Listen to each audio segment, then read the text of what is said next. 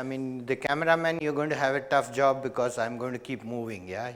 So, but I hope to make your life a little bit more simpler by moving in a small arc rather than a long one. Oh, she said I'm the vice chairman and then the vice person comes in. But today morning when I just, on the FM, I heard that some people are wise, all otherwise. So here is the otherwise coming to talk to you.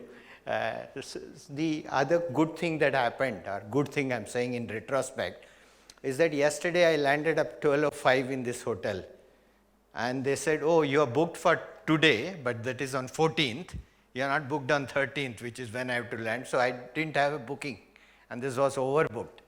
But then I quickly found Jason and Manan, and then today morning Richard, along with Diksha, all quickly worked around to put me into another hotel, Conrad. I probably lost half an hour, but they were able to transform what was a, in a disaster for me into an unmitigated, designed set of experiences. So I made 3 friends in the process, 4, Diksha, yeah, 4 friends in the process, and we didn't let that opportunity go waste. It's like what COVID did to us. It presented us with a disaster, but it presented us with the opportunity. So with that thing in mind, let me start this presentation. So if you just look at this whole thing, you would see these are all things of beauty, right? Each one of them, yeah, and they would represent something of that, something of a beautiful thing. Okay, and if you look at what is the common element in all this, Leonardo da Vinci's picture are the stairwell, which is very well thought about, are the seashell. If you look at all this, what is the common thing that runs to them? Any guesses? I mean, today's morning, I'm not going to talk about CFO's rule as yet. Okay, what is this? Can you say what is common in this? Any guesses? Yeah, sorry? It's a vicious circle. Maybe, but not the answer I'm looking for.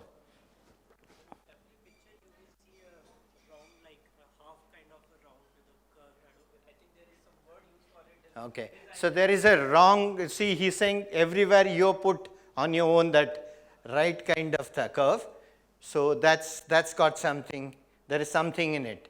So, and you're correct, yeah. So anybody else can expand on that?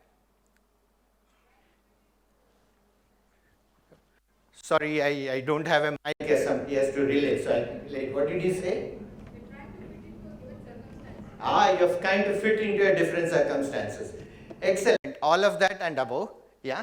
But mainly this is called golden ratio. Anything of beauty, what you said, it's called golden ratio. It's 1.62 as a ratio. So you may want to read up on golden ratio, as you go back. But golden ratio allows you to design your destiny. And that's what I'm going to talk about, yeah?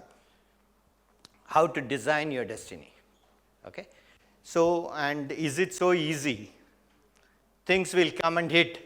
Rooms will not be available. COVID will come, yeah? Small and big, yeah? But the key thing is, will you design your destiny or be swept along with thing? And going back to you, sir, your name?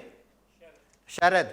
Sharad's point of that thing, if you do your golden ratio, you will always land on your feet, yeah, as they've landed up. So design your destiny. So what I will do for the next 20-25 minutes is put all my experience of 37 years, okay, into some bit of what's and hows.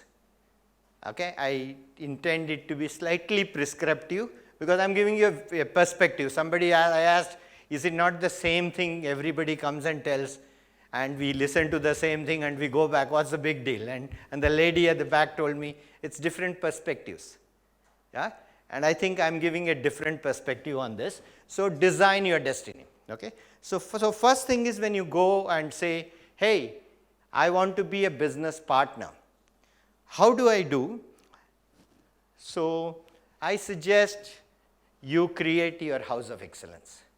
Each one of you, in your own function, whatever thing you're doing, do it. This is one thing that I created for my current set of business. So I went to Allcargo, where I'm a vice chairman, and I said, create this.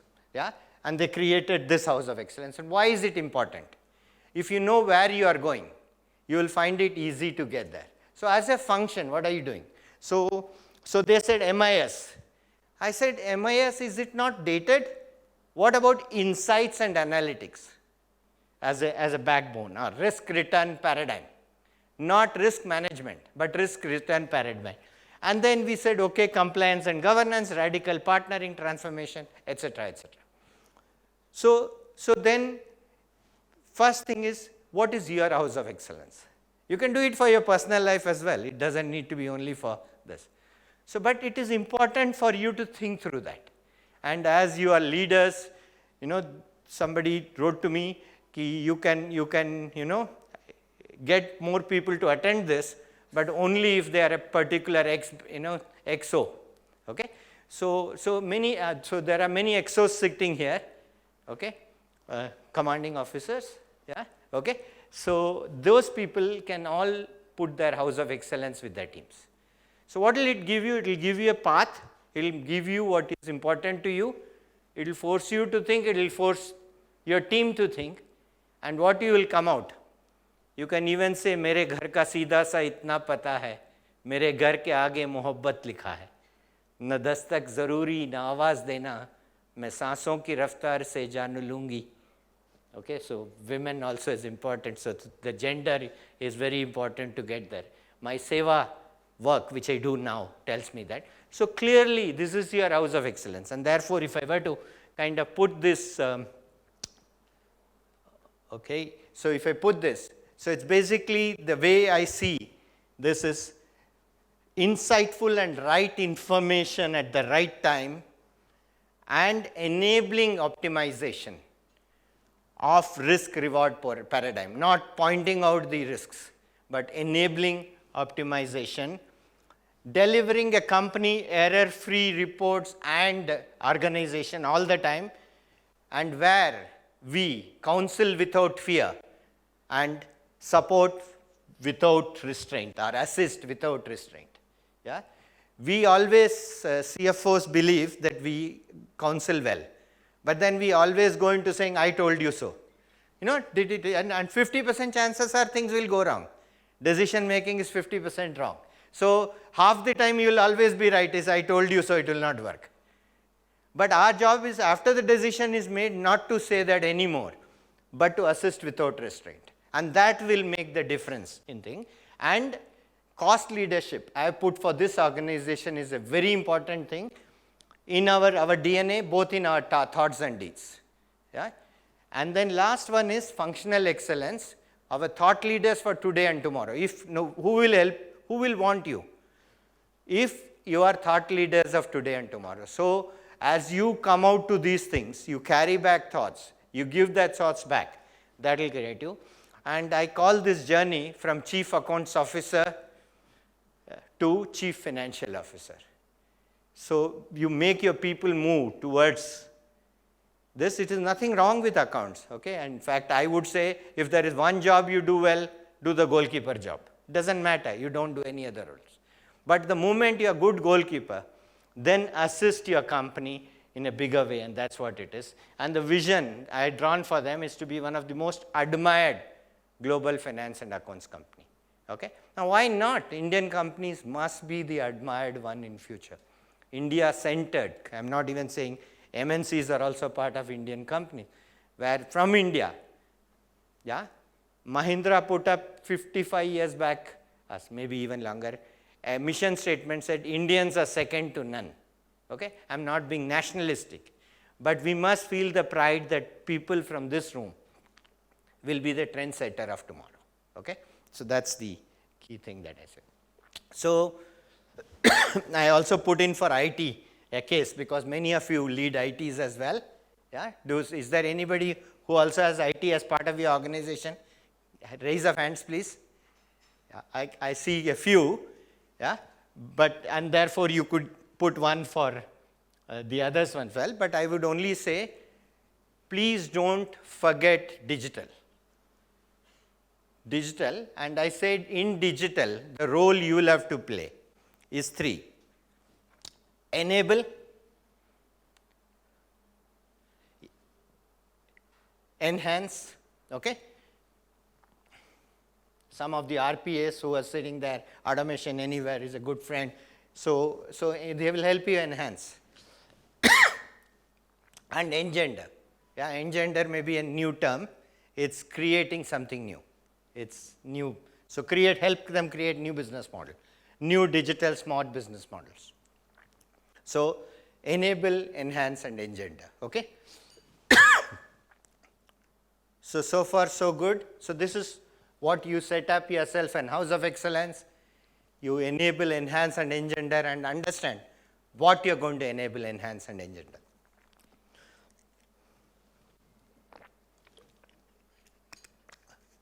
Is this okay so far? Yeah. So have your breakfast started digesting? Okay.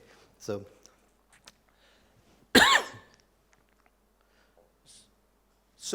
what I thought is, this is what you do is you set up your elements. But if you set up your element, how will you go forward and do what should be your focus areas? How it does? So I have, based on that experience I told you, put 5 words. Yeah, 5 letters, 5 letters each, 5 alphabets, each one of them, and that, if you do, will allow you to design your destiny. So the whole idea is, how do you design your destiny? First, build what you want to be, your vision, but more vision and elements. Draw out what it is for you, and each one may have a little different from what I portrayed, but I also gave a sense of what is important from a CFO point of view, what is important from a digital point of view. So if you put that, then you can come to these 5 elements. I call them yield, climb, unmix, fable, and prime. Okay. So if without further ado, let's page turn on each one of them. What is that you are doing? So if you first look at yield, yield is how to improve the profitability, the bottom line, the ROC, etc. So it's basically ROC is return on sales into asset turnover, right? My formula is correct, no? Yeah, okay. So you can do return on sales, asset turnover. You can be mean and you can be lean. Focus on both. Yeah, and here yield is kitna deti hai. Your organization kitna deti return to the shareholders, right? So do about kitna deti hai. Yeah, and if you do these two, then what you are telling the organization is, how do you maximize? So when you go and tell them profitability badha do, it's very difficult. But if you break them down, if you tell them ROS into ATO, it's difficult. Is there a way you can tell them what measures they can do? Okay. Today I have a finance for business leaders. So every year I have to do it in order for them to have financial acumen. Not that there is anything wrong, but it is not their forte, right? But at the same time, they are applying that to every day to decisions which impact the organization. So if you were to say something as incongruous as saying, less input later, more output sooner. Will that make sense to them? They can realize, aaj mat jao conference, kal chale jana. Right? So input later, cost delay. Then also you're saying more output. Can I produce with the same thing, assets, some more output? When you're working from home, your productivity goes up sometimes because you're doing no travel time, right?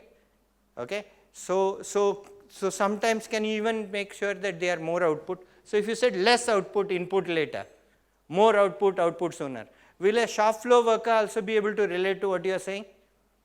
And will the board member also be able to look at what he's saying? So that's the kind of communication that you need to build in. make this into ruthless focus on return on equity, return on capital employed, into something which each one of us can understand and implement. And you can bring with your own mantra in your organization. This is a mantra I learned not today, 30 years back in Xerox when we are implementing the ROA program. Okay?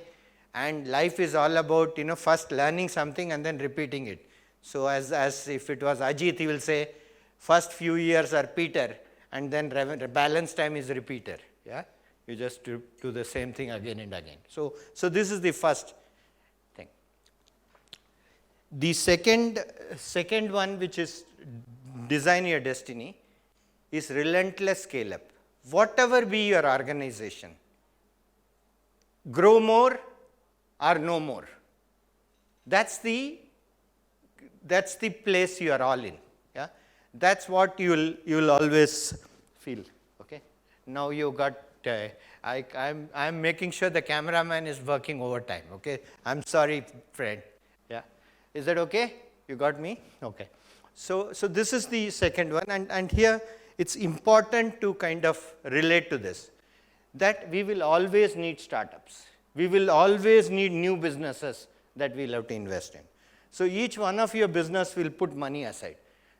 Don't frown on profit, loss-making businesses, because they are your staircase to future prosperity. Have you secured today will know by your cash cows. Have you secured your future will come from investments you do, which is loss-making today. Okay? So, but like I used to say when I did, investment karna, but thoda aram se. Don't put all the money aside. So the key issue is this ratio. If you look at your profit, if you are dropping 20% of the profit you are investing, you need 120 in order to still be 100. And that's the important thing you have to tell your organization. Yeah, I can afford to do this, provided my cash cows give more today. How do I, get the cash cows to give me more so that I can invest in this? Okay? And by the way, what I pointed out, that is also a golden ratio. The way of how you put your climb. Okay? Hills are golden ratios. And you conquer that hill. Okay? So this is the second one. We said we will all have three kind of businesses. Identify your three kind of business, which is evolve, evolving, and startups, and invest on them. Okay? So I call this invest in future, but fail fast. Move left and time it right. Okay? But move left, time it right. How do you time it right?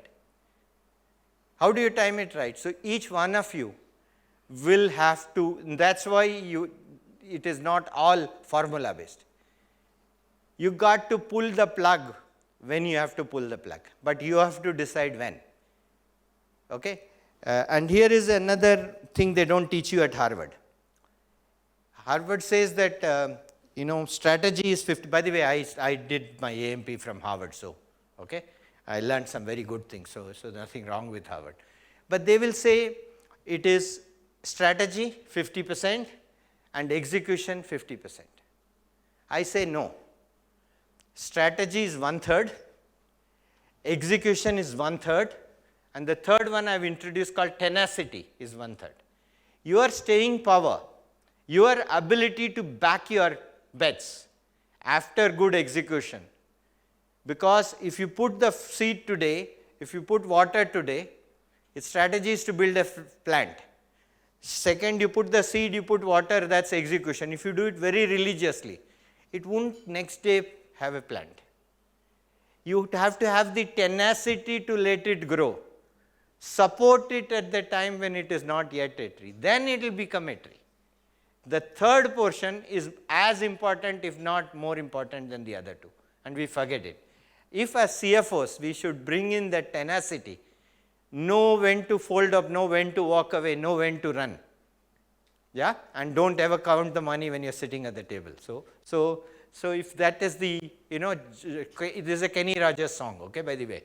So if you do that, then you will be quite okay, okay? So the next one is called unmix. Actually, it is simplicity, but I couldn't get a simplicity 5-letter word. So I tried and tried and tried and then said unmix. Okay, it's a nice mix of it, right? It is mixed up. Today life is mixed up. Why don't you just unmix it, simplify it, don't complicate it. Don't put, just say if you add this plus that plus that plus that, then you will get here. Just make sure it's very simple way you do that. So acts the complex, may slows the pace. But in your organization, if you wanted one tip from me, every organization has a capacity to improve, not very big startups, but this, about 100 to 150 basis points in terms of their business model. Okay? And the best way to get there is go towards this. Okay? I'll give you some example. When I was in Mahindra and we were having this kind of overheads, and then I finally said, why are we passing bills? Because, people give bill, we have to check it is correct. I said, why? So, because otherwise people may commit fraud. I said, why? Because are you starting with the axiom that you don't trust them, so they will do what they feel because they know that anyway you are checking. But the moment you put it back on it. So I said from today onwards, no checking. Everybody will submit their bill and we will assume it's right. If it's wrong, they will have no place in Mahindra, but I am trusting you guys to do what is right. I had 75 people doing checking across the organization. Next day, I didn't need 75 people. Yeah, I could use them in more productive. I didn't take off any persons, but all the growth came from that reskilling those 75 people. But the key thing I'm saying is, life can be made simple and cost can come down dramatically. Another one. So we said, okay, let's look at some more. And then we went and looked and found that our span of control is 2.8.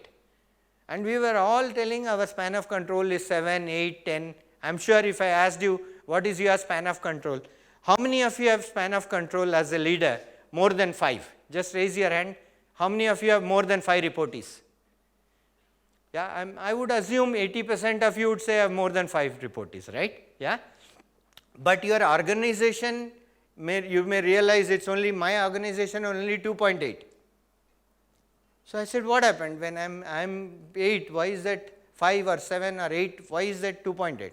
Then I realized there are so many individual contributors which over a period get into the organization. And then the average span of control becomes 2.8. But then I said, can I go from 2.8 to only 4? Guess how much crores I released for M&M? 200 crores.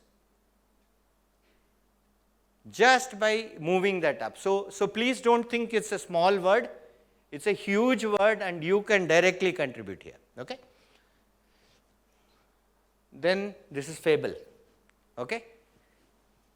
The portrait of Mona Lisa has told stories immemorial from times immemorial. She's, and I often think, is she that beautiful? And I don't have an answer. I'm sure each one of you will have your own answer. But when I looked at it first time in Paris, and I thought this will be this something out of that, like we have our Devis. Yeah, so something double that or something. And then I looked at her, and from some angle, almost looks, masculine in some sense. Yeah, so without wanting to in any way, bring down. But it tells great stories. It's all about fable. If there is one place we fail as a group, it is our ability to communicate our stories. We all assume they understand. Our profit statements make it understand. But if you have to invest time, put effort, put on this. The tales that you tell about your past, the walk to the future is built on the fables of the past. So tell your stories about it. The way I say, for example, in Mahindra, do you know we are the first one to give a 500 crore, long-term bond. He said, so what is big about the long-term bond? He said, it's 50 years. 50 years? That's pretty long time. Yeah, but government also issues 50-year bonds. He said, yes, but everyone has a call and put option. Yeah, your call and put option has to be there. But he said, I have no call and put option. It's a bullet repayment at the end of 50 years. Okay, it's an absolute, retirees bond at 9.5%. But then 9.5% is very high on debt ratio. But equity return, it's a 50-year is equity at 9.5%. It may be very cheap.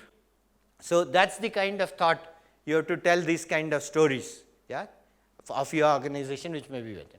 So, do you have an elevator pitch? Do you have compelling stories? Do you listen to your customers and this and then talk about them? Our walks to future will always be lighted by our fables of the past. Okay? So ask many startups, their stories are so compelling. In elevator, they will catch you, they will be able to tell a story in 2 minutes. If you sit for 2 hours, they will tell you a story. Same story, but in very different ways. Okay? And the last one is this, prime. You can have all the other 4, but if you do not have good corporate governance, you will be certainly not be destined to a great future. And it doesn't matter whether you're startups, big organization. So whether it is compliance, I call this, compliance is holy ground. Then what is governance? Is the high ground on the holy ground. So therefore, zero tolerance on non-compliances, defender of the faith, and be proud to be of your group, wherever you're working. But remember one thing, ESG has to be center, mid, and start from here. You no more can say, once I get my business model mail, I'll come and tick on ESG, environment, safety, yeah, social. It has to be more than that, and that's the part of the so compliance is the rule book, governance is gospel. So keep these 2 things. So if I were to kind of summarize what I said,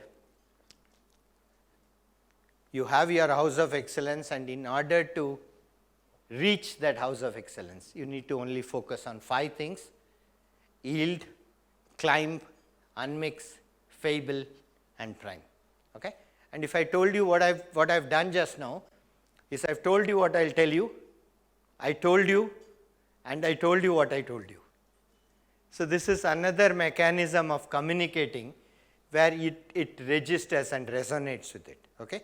The poems, etc., take it a little away from it, but makes a good mix to get you back into that one. So these are the 5 things that I'm leaving you with. Okay? So if there's one quote that I like, चलता रहूँगा पथ पर, चलता रहूँगा पथ पर, चलने में शायद माहिर हो जाऊँगा. I'll keep walking this path and maybe I'll become a master at walking. या तो मुझे मंजिल मिल जाएगी, either I'll get what destination I want, या अच्छा मुसाफिर बन जाऊँगा, or I'll become a great traveler. आंखों में नमी और तालियों में कमी कभी नहीं होनी चाहिए. अगर बजा रहे हो तो जोर से बजाओ.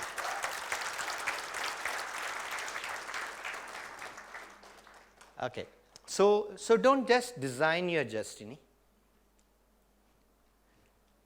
Sign up for your destiny. Thank you. Yeah. So what I said is I will give you a speech and then I can take some questions, input, comments, yeah, during the time.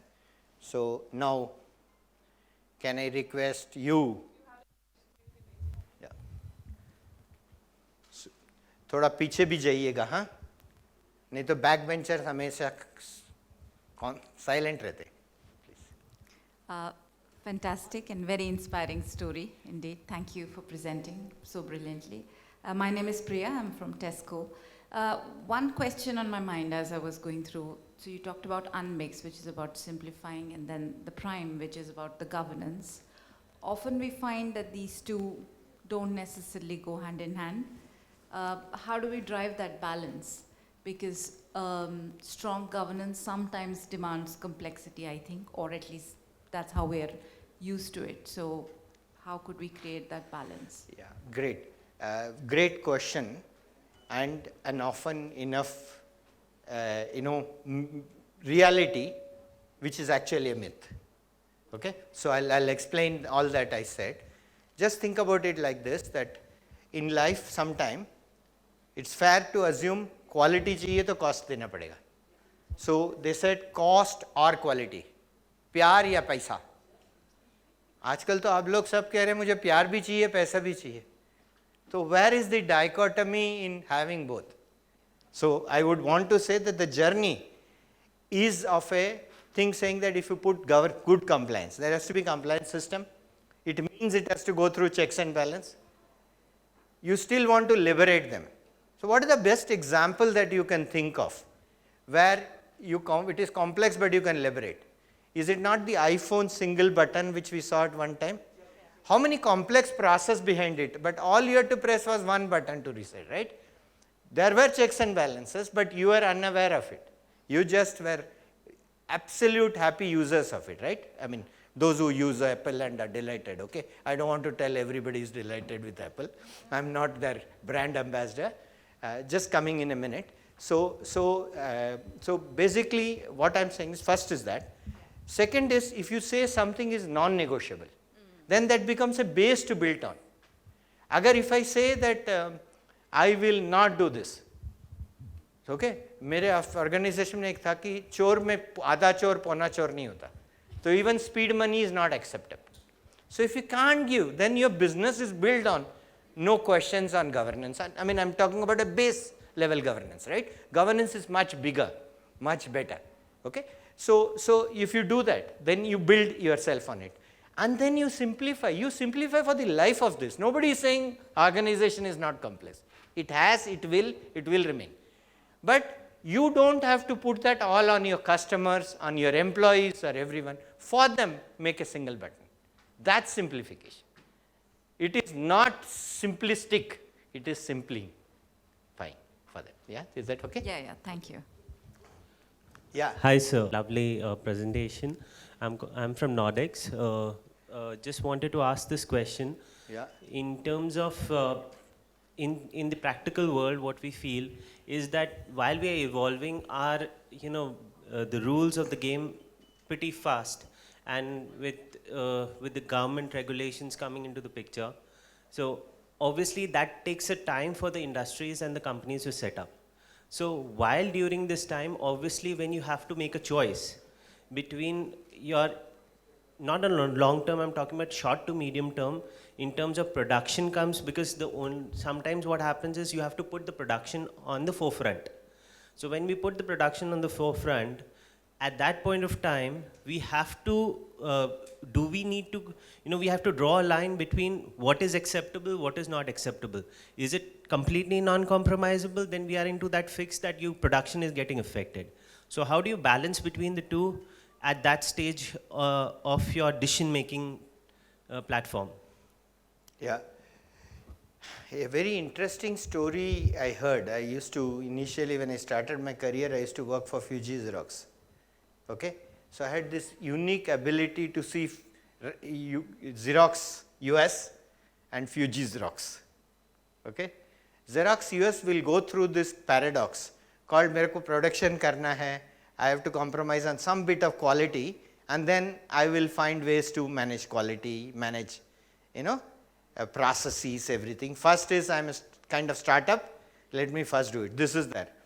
In Fuji Xerox, you will have to ask that once, this is that joke, right, of Toyota, which used to be almost, I used to see practically.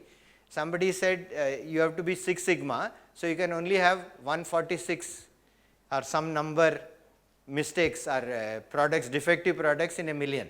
So they sent million and separately sent 146 defective pieces and said we've actually manufactured defective pieces so that you can have your 146. But they didn't believe in a Six Sigma that it should be 146 defective pieces. My customers will never see a defective piece is what it is. So, so they had to, so this is a mindset issue, okay. And just to just give an example, what if Uber said that it's okay to have not good quality when you start off on this, or for that matter Apple says, how much of it was more on quality and what you deliver, right? So your customer is perceiving. Now having said that, there is a method of learning, right? You first have to learn before you walk, before you this. Yeah, if a child can't eat properly and drips, you don't mind it, right? Because you know he will get there, okay? So the key thing is you will go through this evaluation, no questions asked. But are you passing any of the pains to your customers or your stakeholders? That's the key question to ask yourself. Ask yourself, you have to put investment, right? You have to, बिना डुलाए ना मिले जो पंखा की पौन, मतलब हवा भी हाथ घुमाने से आता है ना. So you have to create that friction, that force. That investment is important. But please remember that your customers and others shouldn't face it. Second is the non-negotiables are non-negotiables. That you have to keep first. And that is what the governance framework we just talked about in the earlier question. Yeah? Except for that, rest all you will learn. But बच्चा भी वही मतलब whatever is the family's principles, it immediately quickly gets to that kind of thing. Except for that, you balance it. You balance it by taking it onto yourself in the learning capacity, but don't pass it on to your stakeholders. Okay.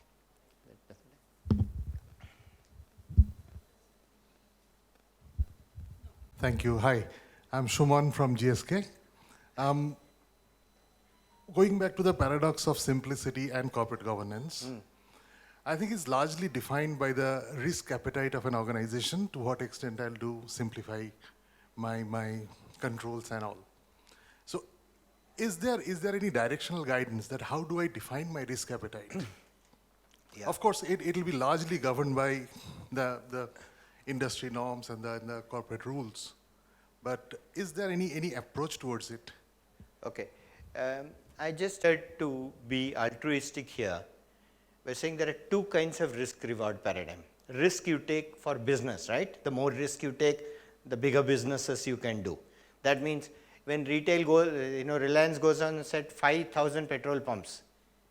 I'm taking really an example which is not fully come off, yeah, or retail stores, and then that's a big risk. There is a risk and there is a reward, and the failure is also big. So the rewards they got in many places in Reliance is spectacularly made them successful. I'm calling out one which didn't, to say risk reward. This is one end of risk reward. Okay. The other one of risk reward is to say, can I cut corners and do it? Yeah. The second part of it, I'm kind of saying, define what kind of organization you are.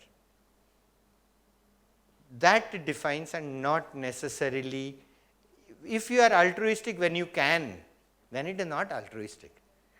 Then it is only opportunistic. So your principles cannot, when you are down, that's when principles come to the fore, not when you are okay. Yeah. So therefore, my suggestion on that kind of risk is you be clear about your principles. They are principles and not risk. See, the risk-taking abilities, you pulled coal out of Mother Earth, right? And that developed in world to some extent. But what is the consequence of that risk? That risk is making the next generation unviable on this planet. If that is the risk you knew from day one, what will be the risk reward you would have framed? You would have thought differently. Yeah, you would have said, and that's why I said build ESG into your systems. Don't do it as an afterthought, not anymore. We have to give our children also a decent planet.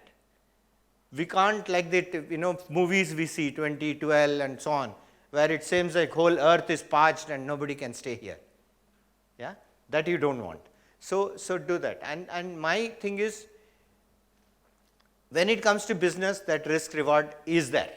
to stay. And that's why I said risk reward paradigm as a separate principle. When it comes to governance and things, there is only based on principles, don't base it on opportunistic. And the last part of it is simplicity and risk. Actually the other way around. Simplicity reduces risk, because with complexity comes huge amount of risk that at the top also people don't know what is happening at the bottom. So don't always bat for simplicity. Trust is a matter of building into the principle, but not necessary. But you can just look at any organization. To increase span of control from 2.8 to 4 takes no magic wand. It is simplicity. You are saying more people you can relate, and therefore with the same supervisor you can manage a more leaner organization. At the top people can see, and so on. Okay? So I am just saying, please differentiate these three aspects and you will have a better answer, if not the perfect answer. And by the way, sir, I must admit, I have these questions even today to myself, and I always don't have perfect answers. Okay?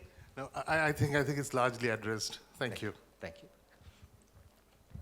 Any madam, how much time do we have? We can take one last question, just in the interest of time.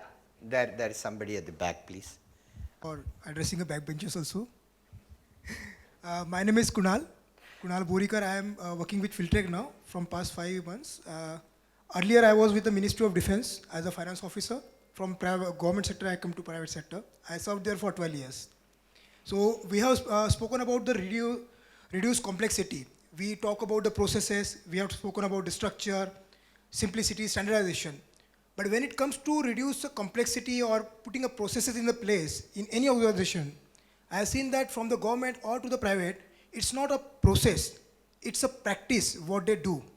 And because of these practices, what has been happening from previous or from the time the perception has been made, it makes very complex for us to put in the new processes in the place. How to address these kind of issues in an organization when you are in a decision-making position? Because finance is considered as a supporting function and not as a output-generating unit. Okay. All right. So it's not just a question. It's a brilliant comment which says that we are not dealing with, when simplifying, we are not dealing with process. We are dealing with people and change. Yes. And that's the biggest hurdle, not the processes by themselves. So he deserves a big hand. So can you all put? मतलब आप लोग बहुत gentlemen, तो मतलब एक बार अगर बजे तो ऐसे लगनी चाहिए. Thank you. So I don't want to shortchange by saying I have no answers for it. It's a brilliant comment. Focus on change management and focus on people and why they don't want to change. Okay. So the key thing. Hi. Okay. So it's my friend from one of the companies where I work with him. Yeah. Okay. So you came too late. So you didn't see this, which is good because I can present to you sometime. Okay. Sandeep and I work in Cloudnine together. Okay. I am an independent director there. That's the context. Okay. But coming back to that question. So always change management is the key. And when you change management, the way I thought about this is, I joined Mahindra, by the way, as a organizational transformation manager. That was my role, to make Mahindra Tractors a global MNC from an Indian company. Okay. And I realized what we have to change first is the people who are willing to change. Don't focus on your people who are protesting. Don't worry about them. Those who want to change first, build your ambassadors of change. That's the first one. Second is, don't take everybody together. Do a small portion, build your fable, build your success story. Tell that success story, because everybody wants to be part of the success. They're just afraid. Please don't treat them as your enemies, treat them as your friends. Because when they convert, they will be your raving fans. But it takes time and it takes effort. I'm an old timer, so I preach the patience with people. Yeah, the P and P always goes to it. Okay, the triple P is P, patience, yeah, people and Partha, right? So you can take. Okay, thank you very much. Thank you, sir. Thanks for the guidance.